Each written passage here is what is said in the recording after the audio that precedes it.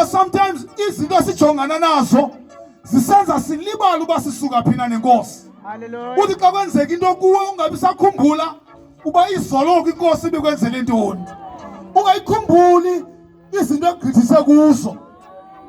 Kubalekile ubone ukuba kulunge kangakanani uThixo. Izikhwala ziyahamba.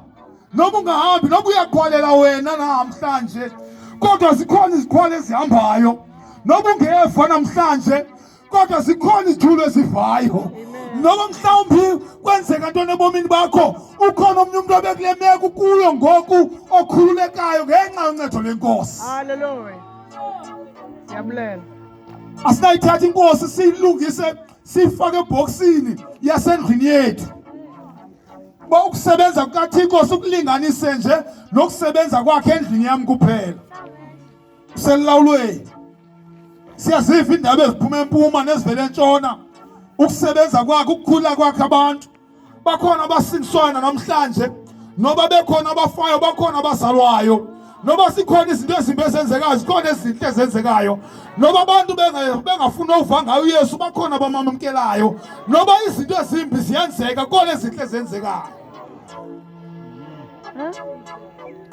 So ukujonga kwethu inkosi uYesu masingajongi izintweni, masijonge kuyo uqobo. Ngoba xa sijonga kuyo inkosi lento senza singajongi kwimeko yethu, sicimbe fanele ubomi buphelele kule ndawo. Ngamanye amagama uYesu wayesithi kuYohane, ubomi bukhona ngaphandle nobungaphakathi na wena. Ngoba noba bakhona abavalelwayo, bakhona abakhululwayo.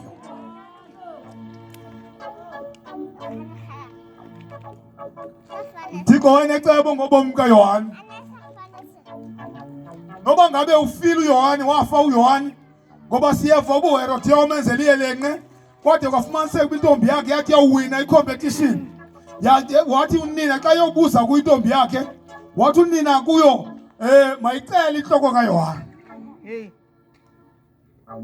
Intombi yalila, umama wayo wathi hayi cela inhloko kaYohane. Ngoba wayengasafuna uva nentwana engenyaniso uHerodiya. Nyani yacela inhloko kaYohane, wafa uYohane wabulawa. Now, mhlawumbe umuntu uyabuza ukuthi if uYohane wafa yayintoni intando kaThixo ngaye uYohane? Ekubeni wathi wabuza nokubuza kuYesu uba nguyena uMesiya. Ngamanye amagama wayesithi unguyena lowo ugotyiweyo okanye uthanjisiweyo umthanjiswa kaThixo. Ekwakulindeleke uba umthanjiswa ibe nguye okhulula abantu. Amen. Mhlawumbe umuntu uyabuza ukuthi awufa njani kaloku uYohane? Wafuneka efile uYohane naye njengabanye abantu. Amen. Ngoba abantu bayafa naye kwafuneka efile. uYesu wayesezazichaza indaba zokufa kwabantu ngenxa yokuthanda elandela ivangeli. Amen. uYesu xa simvethetha uthi xa ebuza uthi yayingcongolona leya yayisentlanga. Ethetha ngoYohane athi akukhona omnye umprofeti owayemkhulu kunayo uYohane. Ngamanye amagama uYesu uthi eyona nto uYohane wayeyizele emhlabeni noba wabulawa kanjani na wayeyigqibile. Eyona nto ingamandla namhlanje kukuba singajongi imeko yethu injani na. Kufuneka sijonge ekuthini sigqibe okuThixo asibizela kona. Yes, Lord. Kunento nento umuntu osibekele uThixo ambekele yona afuna uyiphumeze apha kobubomi.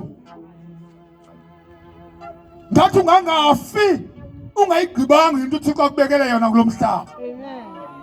Mhlawumbi ngabanye benu kusekhona abantu abaninzi abazawukhululwa. Mhlawumbi ngokushumayela kwenu kukhona abanye abaninzi abazawuza kuye uYesu. Yes. Usazawunisebenzisa nibeke izandla ebantwini bancedakala. Hallelujah. Usazawunika ubulumko anithethisa izinto zenzeke. Amen. Hallelujah. Amen. So usabhizi uThixo ngumsebenzi wakhe. Ngamanye amagama ubona uYohane kula meko kodwa uthi yena uThixo uYesu xa ethetha umsebenzi uyaqhubeka. Hallelujah. Wena ugqibile wakho umsebenzi, bakhona abanye abasekhona bayaqhubekeka nomsebenzi. Now kukho mna nawe ngoku kulindeleke thina sobabini ukuba siyenze into uThixo asibizele yona. Yes. Ungavumeli intandabuzo ikususe kuYesu. Amen. Yazi noba kalungi ngoku kodwa kunako ukulunga nangomso. Amen. njengoba bekhe kwalunga kuwe kungalunganga nakwabanye abantu. Themba uThixo, ukhule kumazini, ugqithe ekujongeni imeko. Afunekanga simkhonze ngemeko uThixo. Hallelujah. Kufuneka simkhonze ngobe nguThixo, singamkhonzi kuba izinto zisihambela kakuhle. Sithi noba zihamba kakuhle, noba zihamba kakuhle kakubi na izinto, kodwa ndiyakumkhonza uYesu. Amen. Uready na? Uready na? Ngoba asikabikho isiqinisekiso sokuba ziphelele izinto. Zikhona izinto esizawujongana nazo kobu bomi, kodwa ezo zinto asithi uYesu utshintshile. uYohane uMbhaptizi wajongana netrongo Yes, Lord. kunye nokunqunyula intloko, kodwa loo nto yayingathi uYesu utshintshile. Haleluya. Amen. uPawulos waqulutywa ngamatye wade wangawufile, kodwa yayingathi loo nto uYesu utshintshile. uYakobi wabulawa, kodwa yayingathi loo nto uYesu utshintshile. Baninzi nabanye abantu abagqithe ezintweni. Ubunojonga incwadi yamaHebrews chapter 11 ichazela ngamaqhawe okho. Bantu beTestament endala abaphilayo bajongana nezinto, idithi phaa ekugqibeleni abanye babo bade basarhwa nokusarhwa, kodwa yayingathi loo nto uThixo akekho, yayingathi loo nto uYesu utshintshile. So noba ungabe yeyiphi na imeko ujongene nayo namhlanje, ayithi uYesu utshintshile, ithi kuwe imeko yakho itshintshile. Kwaye njengoba imeko yakho itshintshile ngoku, xa ikwazile utshintsha imeko, inophinda itshintshe kwakhona, ilungele wena. Hallelujah. Haleluya. Ukumthemba kwethu uThixo makusuke kusenze ngamanye izinto esijongana nazo masisenze kube kukhona simthembayo uThixo. Amen.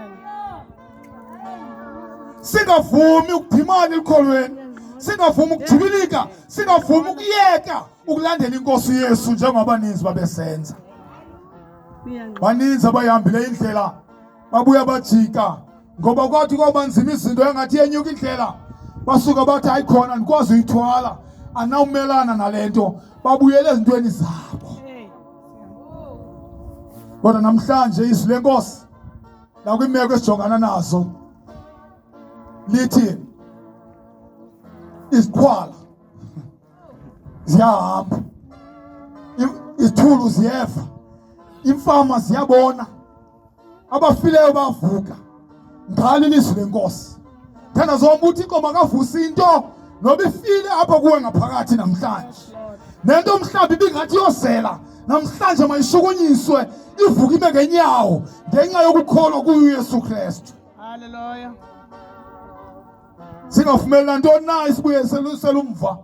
Ndawoni yoko sibheke phambili, sibheke phambili, izinto zingalungi sibheke phambili nenkosi uYesu. Noba kubi sibheke phambili, noma abantu behleka sibheke phambili, noba kwenzeka ntoni na sibheke phambili. Ngoba siyayazi ukuthi inkosi uYesu seyileya. Imeko iyayibangela intandabuzo, kodwa kuyo intandabuzo inkosi uYesu iyavela, iphinde isiqinisekise ngobukho bayo ecaleni kwethu nangokuqhubeka kwayo nomsebenzi wayo eyawuzela emhlabeni. Okuba kusaqhubekeka, kusahanjwa, kusaphilwa, kwaye uThixo ulindele wena ubuphakame ube yinxalenye yezinto ezenziwa nguThixo namhlanje kule ndawo yethu nakwindawo nganye onyathela kuyo. Hallelujah. Siyathandaza.